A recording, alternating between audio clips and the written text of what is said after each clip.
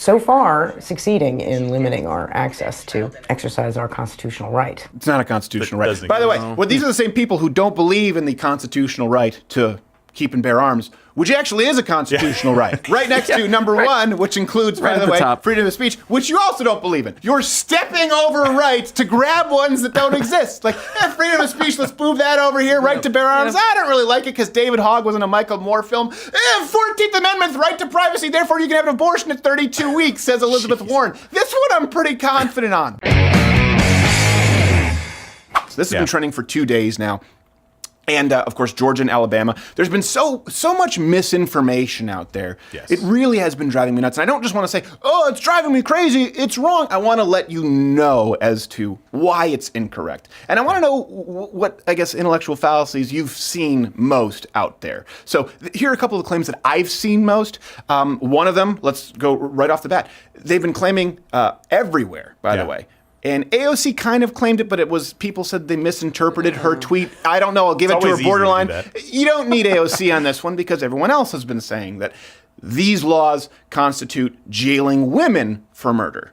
If a Georgia resident plans to travel elsewhere to obtain an abortion, when she comes back, she could face 10 years imprisonment. Don't you? Meaning abortions don't you love how one said 10 and one said 30? In prison. Whom are you going to imprison? Every woman who's had a fertilized egg pass through her? No, you just. I don't know, Mr. the mechanical engineer guy. That's awesome. But specifically because they've thrown in Georgia and Alabama, but they both specifically criminalize the act of performing the abortion outside of the listed parameters. Exactly. They very clearly express banning it's the person who's performing the abortion, which brings us actually to their subsequent claim that the Georgia bill they claim has loose language that could maybe lead to the prosecution of women who take an abortion pill or who travel to other states or who even miscarry. This is one we've been hearing a lot. Miscarriage under these laws. How stupid is that? Well, here's the thing, and I've been doing a lot of research since 4 a.m. There've only been 2 recorded incidents of women being charged with any kind of crime associated with their abortion. Okay, one was in 1911 and one was in 1922. Unless I'm wrong about this, throughout the entire history of Anglo-American Western law, only one woman was ever charged with the crime of self-abortion. That specific crime, 1599. You have to go back to the 1500s. No woman ever in the history of modern Western law, as far as I know, let me know if I'm wrong, has been charged with a crime for miscarrying. Yeah. I've not seen it. Do you know if, again, 1599, one time. At one point he was, well, you know what, maybe before Roe v. Wade, people weren't being locked in a slammer because they were taking a pill. That's not what was happening. By the way, hit the notification bell. Some Midwesterners love that hockey reference. Bookmark the page because notification bells don't mean a whole lot if you're subscribed. Of course, join Mug Club and iTunes. Leave a review rating there. Here's another thing, too, that people have been saying, that it's just right-wing extremism and that it's completely unprecedented. That's actually from Salon. They actually wrote about how they will try to put you in jail for this is something I think people don't understand. We have pretty liberal laws regarding abortion. The majority of European countries actually have abortion bans after 12 weeks, and a lot of them require a waiting period after consulting with a doctor. I don't understand this. I don't understand this, though, either. At least it's intellectually consistent for these people who say abortion, period, on demand, no questions asked, because to me, either it's a tragedy or why should it be rare? Exactly. Who cares? Why would you want it to be? Does anyone want pap smears to be rare? Nope. No. Does anyone want doctor checkups to be rare? No. Does anyone want people removing swollen tonsils to be rare? No. So I don't. Either it's a tragedy or who cares whether it's rare. So I'm glad that at least right now we're having this conversation openly and honestly. Another claim that this is a big fear-mongering claim from the left, and it's not entirely, by the way, unfounded, that this is going to 100% lead to the overturning of Roe v. Wade. Setting up a potential showdown in the highest court of the land. Alabama's new abortion law, the strictest in our country, is setting up a direct challenge to Roe versus Wade. Donald Trump said in the third debate with Hillary Clinton, if I get 2 or more appointments to the Supreme Court, automatically, that's the word he used, automatically Roe v. Wade will be overturned. And I think the president was exactly right. Roe v. Wade not according is to Kavanaugh. gone, and every woman in Alabama who gets pregnant is going to be forced to give birth soon. Okay. So here's the thing. It could. Some people would like to see it overturned. Yeah. Probably a lot in Alabama. Well, we know for a fact, yes, a lot in Alabama. That's a separate issue from the argument. There's a few common misconceptions about Roe v. Wade and what would happen if it were overturned. Okay. All states place restrictions, or most states place restrictions, regulations on abortions outside of the federal purview. Texas, they wanted to ban abortion after 20 weeks, which Elizabeth Warren famously opposed because she's a moral lady. Everyone has the hill they're willing to die on. What's yours?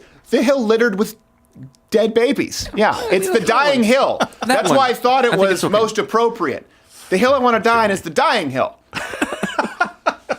Colorado, 34 weeks. Virginia, 25 weeks. And these laws often make it, Bill, you probably know about this, half-Asian Bill, they make it to higher courts. Yeah, so there's truth to that. Yeah, they do. I mean, the case itself allows to have different restrictions based on the trimesters. That was the kind of fundamental, practical application of it. And so we have always, since Roe versus Wade, had limitations. And really, again, I think it goes back to your point, which is where if you really do think it's as easy as clipping a nail and it's as morally irrelevant as clipping a fingernail, then you should just be, you're probably more consistent to just say it should be allowed always. Right. And in these other states, essentially to say, that Roe versus Wade may be challenged. Well, Roe versus Wade is a very complex opinion that sets different types of restrictions at different trimesters. And it also has a certain basis in the 14th Amendment, the right to privacy. And so you can maybe parse some of those. Can you explain that? Because that's something a lot of people don't know. They think that Roe v. Wade says there's a constitutional right to abortion. And they think in the Constitution, there's some interpreted right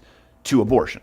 So what the 14th Amendment, which was the basis of the opinion, is saying that, yes, here you have the Constitution through the Bill of Rights, which says, or rather through an amendment, it wasn't in the Bill of Rights, but to say you can have a right of privacy, which that word isn't actually there, but it's interpreted as one of the rights that are broadly enumerated in the 14th Amendment. And then from that derivative right to privacy, you then have a further derivative, subderivative right that says that your body and being able, what you are going to do with your body. So, and I think intellectually, like at a very high level, a lot of people wouldn't understand. I mean, there's a lot of, libertarian fans of the show who would say your right to privacy allows you to put in your body whatever you want, or to be able to do with your body whatever you want. So it's not like that entire spectrum of argument. No, and by the way, I think that's a valid argument. I think libertarians, you say, not only do I think pot should be legal, but I think someone should be able to shoot heroin in their house if they want to. I think it's very hard to argue against that constitutionally. And it's a compelling argument. But the difference becomes when, for example, you have a different heartbeat. Right. Yeah, you're hurting someone else in there, and where you draw a line, again, under the libertarian philosophy,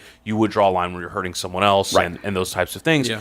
And that's where you even on the question of what you have a right to privacy for, your right to privacy doesn't extend to what you can do to other people. It's a really, really loose knot tied there. And even Ruth Bader Ginsburg, who's likely dead, admitted that Roe v. Wade is a byproduct of, quote, heavy judicial interventionism. That's what she said. Okay, so I want to make sure that people understand. Her own words. Yes, and she's dead. This is Weekend at Bernie's all over again. It's just Weekend at Ginsburg. Whatever you want. Part 3. This is another claim too. This is more so a generalized claim we hear about abortion a lot, but they have been banging on all cylinders when it comes to this one here. So these two laws specifically, that this is about regulating a woman's body. There's no law like this against men.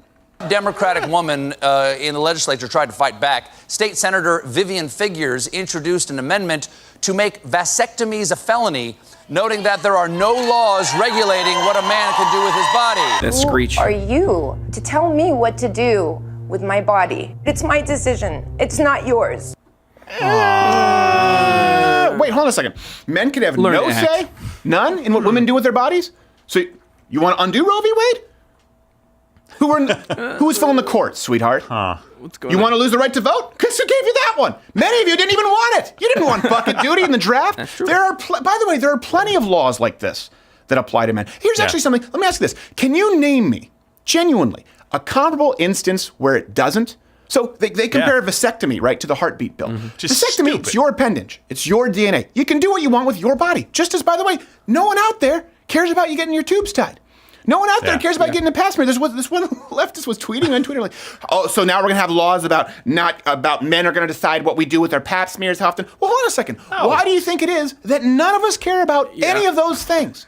Because a vasectomy is not ending a heartbeat. By the way, not yours, another heartbeat. So let me ask you this. If we all acknowledge when we're talking about a heartbeat bill, okay, that you're stopping a heartbeat, and it's not the mom's heartbeat. The mom doesn't have two hearts. She's not a medical marvel.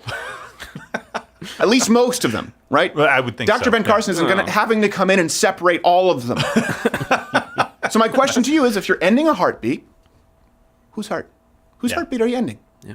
And can you point me to any instance Any example where a man can legally stop the heartbeat of another human being, innocent, nonviolent, let's not get into war here. Can you name me any example? More importantly, can you name me one example that would allow men to do that exclusively? Meaning men would be allowed to stop someone else's heartbeat and women wouldn't be. That's the only way that your argument holds water. Here's something else that I genuinely am curious to hear people's opinions on, because I asked my wife this the other night.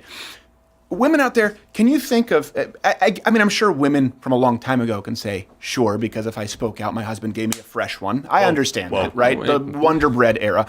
Let's talk about today. Can you think of any issue today where as a woman you are told you're not allowed to have an opinion exclusively because you're a woman? If we're going to say, oh, if it were vasectomies, men could do it. Well, hold on a second. No, men are not allowed to stop another human being's heartbeat in any instance. The only people who are allowed to do that are women. It's an exception to the rule. The only exception where it's permissible to end another autonomous being's heartbeat is for women. So let me ask you on the flip side, are you ever told as a woman that you cannot hold an opinion or you are not entitled to an opinion exclusively because you are a woman? Women who are watching, listening, let me know. I can't think of any. They're claiming that these bills would imprison mothers. They won't. These bills are completely unprecedented. They're not. These bills don't take into account the health of the mother. They do.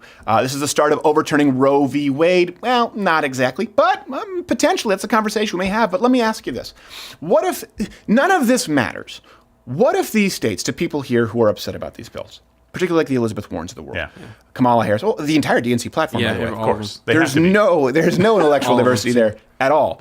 What if these states, let's say Georgia, Alabama, had passed an abortion bill, that made exceptions for rape and incest and the life of the mother? They already make that exception. And they banned abortion at only 12 weeks, requiring a 5-day waiting period. Would liberals support it? Do you think they'd support it then? Or do you think you guys would protest it? She and her husband did what they thought was best for their baby girl. They got an abortion in the 3rd trimester. Reproductive rights are about health. They are about safety. This is an existential fight for the right and liberty to control your own body. Abortion cannot just be theoretically legal. It has to be literally accessible. Yeah, I feel like it's a basic human right that nobody gets to use your body without your consent. I had an abortion last year. That's it real was an funny. incredibly What about jamming positive forceps in experience it? for me because I didn't want to become a mother. It is a normal part of women's medical lives. So far, succeeding in limiting our access to exercise our constitutional right. It's not a constitutional right. By the way, these are the same people who don't believe in the constitutional right to keep and bear arms, which actually is a constitutional right. It's actually spelled out. When we're talking about amendments, it's number 2, right next to number 1, which includes, by the way, freedom of speech, which you also don't believe in. So you're literally stepping, you've heard of stepping over dollars to pick up pennies? You're stepping over rights to grab ones that don't exist. Like, freedom of speech, let's move that over here, right to bear arms. I don't really like it because David Hogg was in a Michael Moore film. 14th Amendment, right to privacy, therefore you can have an abortion at 32 weeks, says Elizabeth Warren. This one I'm pretty confident on. Oh my gosh. It really is absolutely remarkable to me. And by the way, I want to make sure that I'm clear that context of the first Elizabeth Warren clip. She was talking about parents who had a late-term abortion because the baby was going to have a congenital, I believe, a heart defect. Yeah. So I don't want to be accused of taking her out of context. Here's the thing. It doesn't matter. That's not why she was opposing a 20-week abortion ban. You need to understand this, okay? If they say, well, hold on a second, we need exceptions on this. There's no exception for rape or incest. All right, hold on a second. You're against a 20-week ban. So how about on the flip side? Would you only extend the abortion beyond 20 weeks in cases of rape, incest, or, for example, a congenital heart defect, serious birth defects, the health of the mother? That's not what Elizabeth Warren proposed. No, not at all. They don't make those exceptions. You can't have it on one side of the coin and not on the other. It really is remarkable to me. And again, the intellectual consistency. Yeah. Who cares? Why should it be rare? Exactly. You should be able to do if it doesn't mean anything. And also the fear-mongering that really bothers me. You hear the right accused of fear-mongering quite a bit, where the right fear-mongers, they want it's based on fear. Well, let's be honest. What do conservatives fear-monger on? Okay? Terrorism, socialism. You know what? Okay, 9/11, Arab Spring, ISIS. You know what? Socialism, Venezuela. How long? Instead of fear-mongering, I call that a heads-up. Sounding the alarm a little bit for you. You look at the left's fear-mongering. What is it? Climate change? Polar ice caps were supposed to be gone, by the way. The entire world was supposed to be in famine aside from North America and parts of Europe. 11 years, 8 months. Florida's supposed to be gone. No more coral reef, no more fish. Not saying there's no climate change, but the catastrophes certainly haven't happened. Right. Abortion. If you ban abortion, you're going to be jailed for miscarrying. So whereas the right fearmongers gives you a heads up based on things that have actually happened and are currently happening across the world. The left fearmongers on things that can't be proven, never happened, they move on to the next thing. No one in this country has been regularly arrested for having abortions or for miscarrying. If you accept that wholesale, you have bought false fear-mongering. It's not even close to the truth. And at least we can correct that. We can get to the conversation of abortion at large. Hey there, if you like this video, this is the part where I would usually tell you to subscribe, but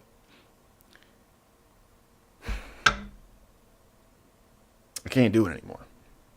I'm going to tell you to subscribe, and then YouTube is going to decide that we can't reach you even though you subscribe to this channel, and then I'll say hit the notification bell, and then the notification bell won't even be there anymore.